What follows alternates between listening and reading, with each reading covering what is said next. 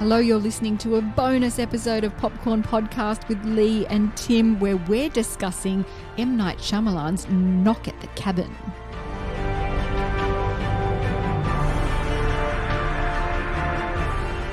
I'm Tim Ifland, movie buff. And I'm Leigh Livingstone, entertainment journalist. And we love to talk all things movies. Now, in Knock at the Cabin, a young girl and her parents are taken hostage at a remote cabin by four armed strangers who demand the family make an unthinkable choice to avert the apocalypse.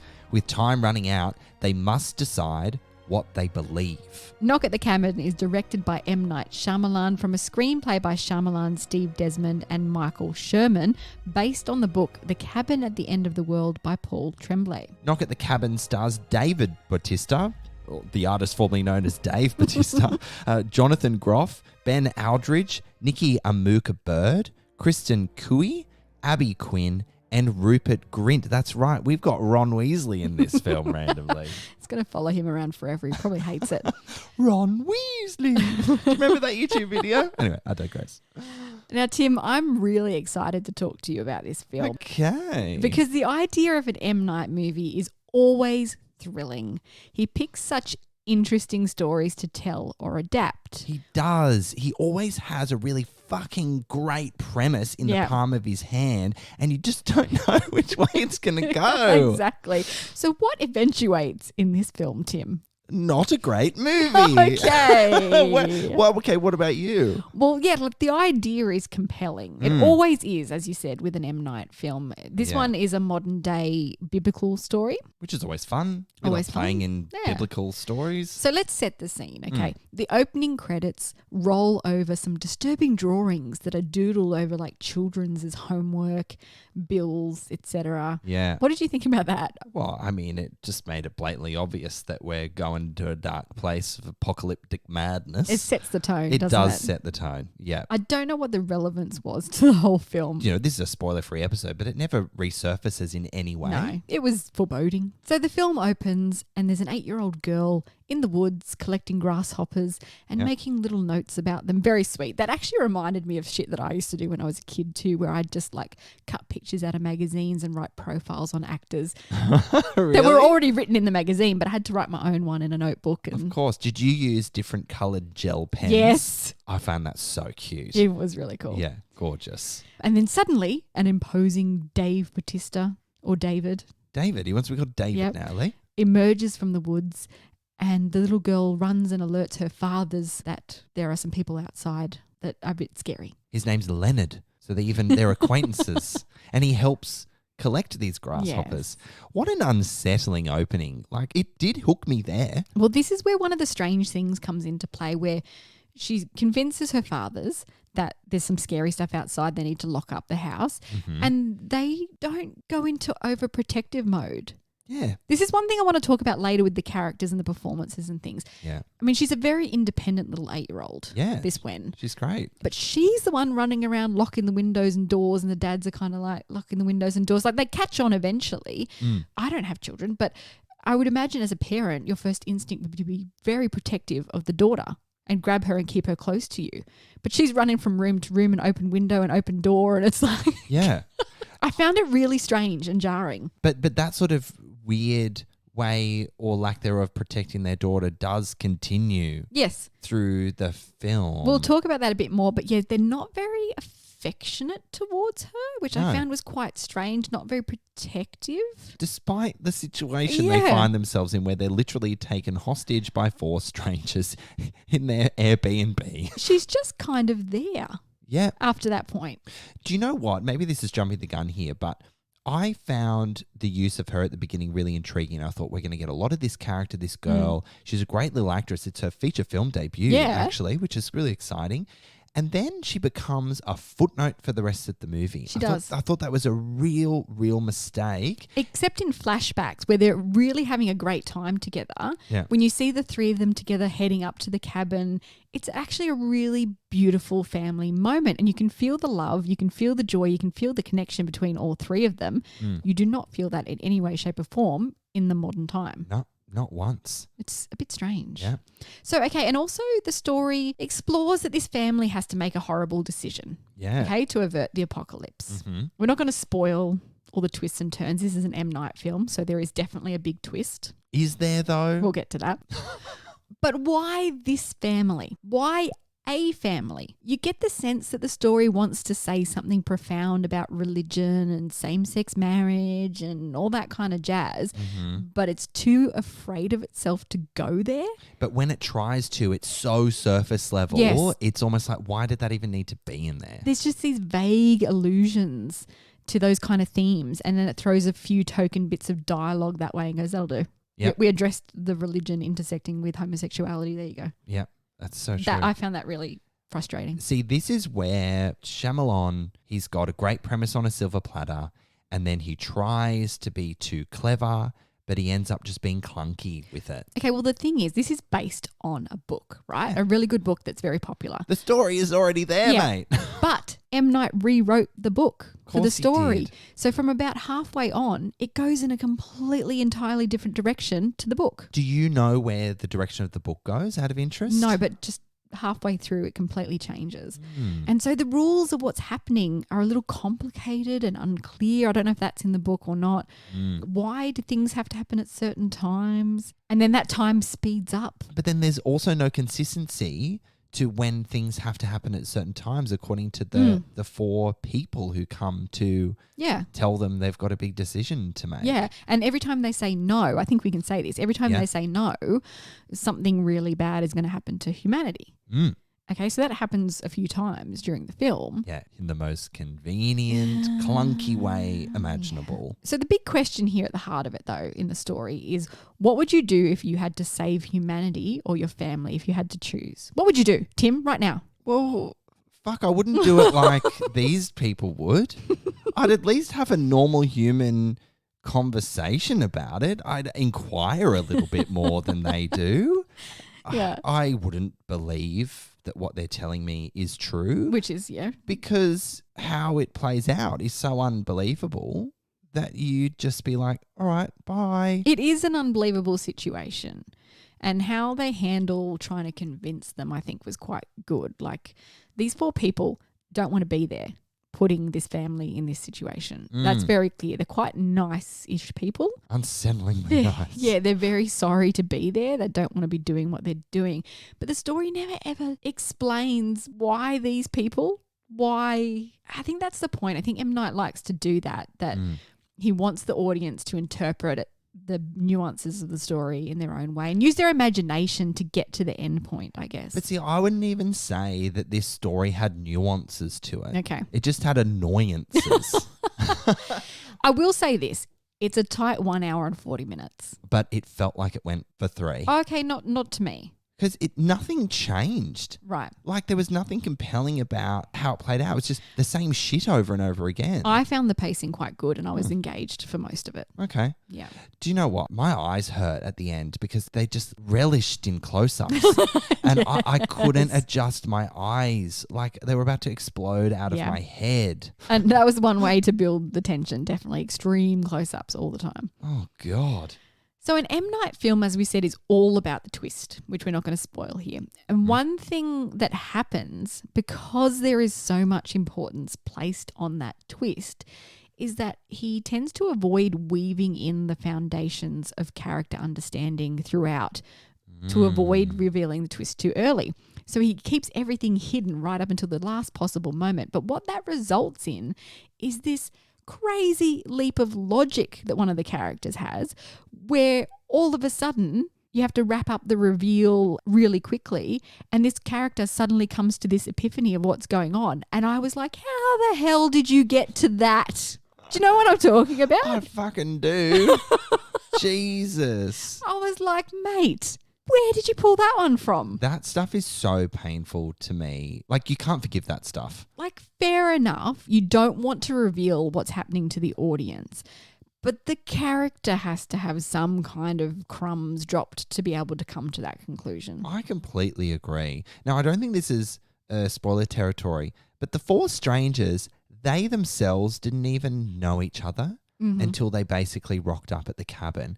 And I just found that to be just the most bizarre thing. See, I didn't mind that, but then they didn't explore or drop any breadcrumbs as to who they are was who they are. Do you know what I mean? Like, yes. The big twist at the end is obviously you find out who these 4 people are and why they're there. Yeah. But I didn't understand the why of it. Yeah. The why was so lost. And I had a real issue with the story in that it told without showing so much. The whole thing about show, don't tell, show, don't tell, show, don't tell. They kept tell, and everything they told made no sense. There's one there's one point I'm going to make later that is the complete opposite of that. I'm like, they really shouldn't have shown that. We'll get to that. Okay, I'm excited. The film just doesn't stick the landing. That's the long and the short of it. Mm-hmm. I do want to laugh, though, at the director cameo. That was quite funny. It was my favourite that he's ever done. Yeah, so he pops up in an air fryer commercial on a home shopping network. Yeah, so good. Which is quite good. Yeah, M. Night Shyamalan always injects himself in some cameo bit role in all his movies. This is my favourite. Let's talk about the casting and the performances, okay? Because the casting I actually really enjoyed. I think they've chosen all the right actors for the roles. Sure. Even David Bautista. Because he is playing a meek second grade teacher. And honestly, who the hell's going to believe that? It's like, let's just throw a pair of glasses on him, do his shirt button right up to the neck, and that'll do it. It's like if Thor decided to be a synchronized swimming instructor. It's hard for someone like David Bautista to not be scary, especially in a movie like this. But I think that was kind of the point, that he needed to have those 2 levels. He was a meek second grade teacher, but he's also there doing this really intimidating, scary thing, and he doesn't want to be. Yeah. And Bautista has commented on how difficult it is for him to break into other roles because of his size and look. And I'm sure it does make it difficult, but that's acting, and other people have done it. So, people like Arnold Schwarzenegger, Dwayne Johnson, they can play against type. Doesn't happen all that often, but they do it. They can show range, and absolutely so can he. I am really impressed by David Bautista's performance. Yes. Yeah. I loved his delivery of his measured and calm language. It was really unexpected to what we've seen before. And he's an actor that really wants to challenge himself in how he shows up in movies. I'm excited to see him take on more roles like this. And you can see that here. He was absolutely the right person for the role, even though it seems a bit strange. Because as I said, all 4 are so timid and sorry to have to be there doing what they're doing. But it's an intimidating situation. And so you need someone who can be really intimidating. That's right. I think from a writing perspective, where they did get that right was his encounter with the girl at the beginning of the film. Yeah. Because he does come across as tender and calm and all those sorts of things. If you didn't have that scene, then it would have been hard to believe. But he's just emerged from the forest with a weapon. Uh-oh. Jonathan Groff and Ben Aldridge play a couple. They play the fathers of Wen with opposing views on humanity and religion. Yes. So they're black and white. They're very black and white. I'm going to say this. They had no chemistry.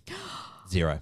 I was going to say their chemistry was really easy and wonderful. Oh, they annoyed the shit out of me. Right. Yep. I think their chemistry was quite easygoing and relaxed. I believed it. But like I said before, I did find it really odd how they interacted with the child for most of the time during the hostage situation. Yep. There's not a lot of affection or reassurance for her. She's 8 years old, for God's sake. Yeah.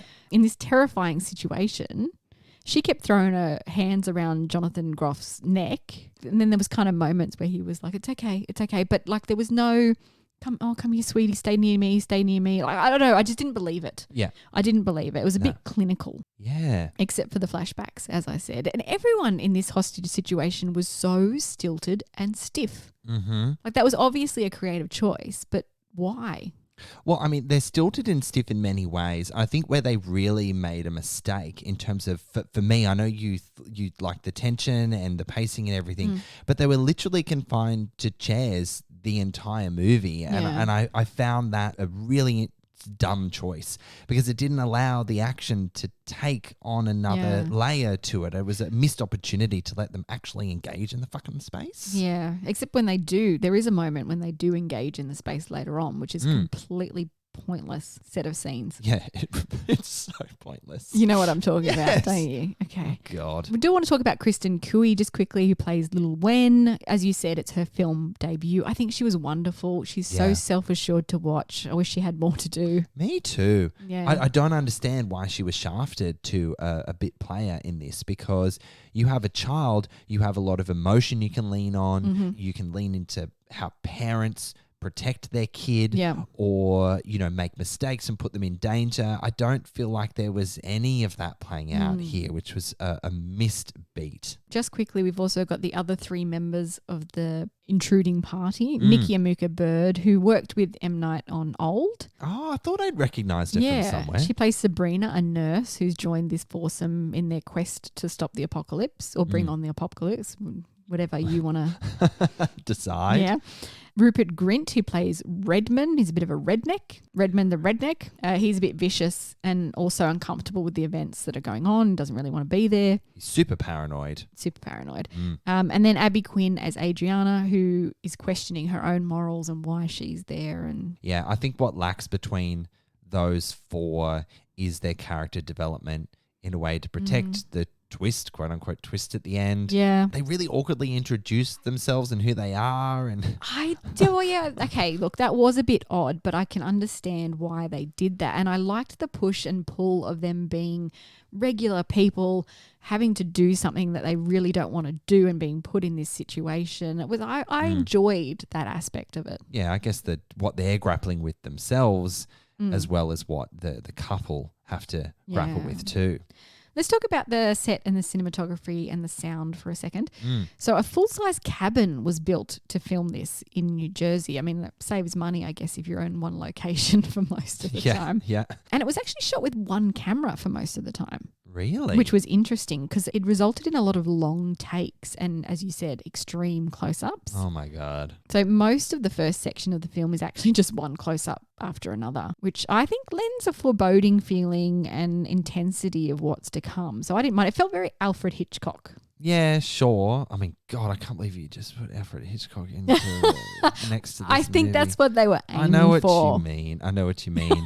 Look, I think that sort of creative choice works if you don't labor on it for the entire movie or use it effectively, sparingly. It's just because, we got to do a close-up because it creates tension. Yeah, but if you stay in that place the entire time, you're going to give, pointing at myself, your audience a headache. I was just blinking. I was going, can I adjust? Where am I? The Twilight Zone? I thought, can we just pull back for a minute?